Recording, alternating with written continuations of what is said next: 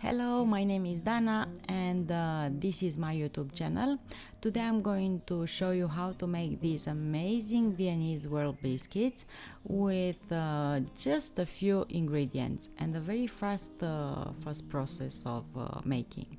So for the dough I'm going to use 125 grams of soft butter, 25 grams of powdered sugar, 25 grams of cornstarch, 125 grams of flour, a bit of vanilla extract, and I will add 1 or 2 tablespoons of milk.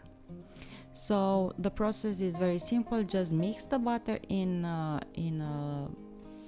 with a mixer, add the powdered sugar and the rest of the ingredients, and you need this dough to be not too thick and not too soft.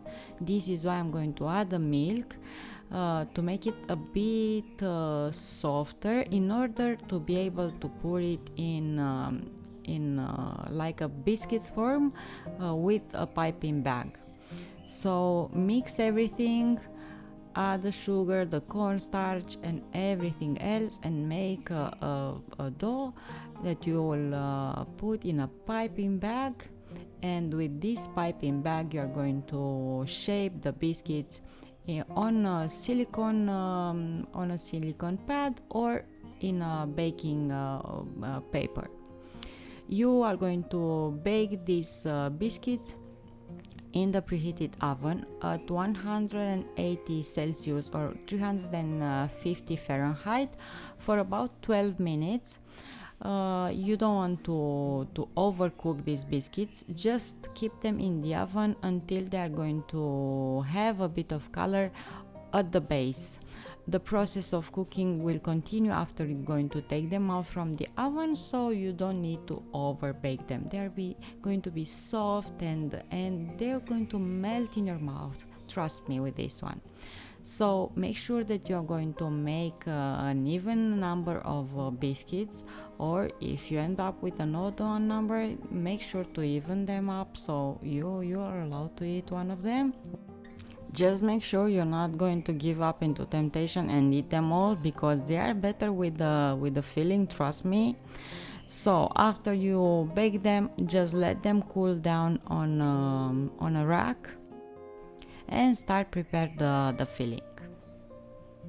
For the filling I am going to use butter, of course, because everything is better with some butter. So 100 grams of soft butter, 200 grams of powdered sugar, and of course vanilla extract. So I'm just going to mix the butter with the powdered sugar,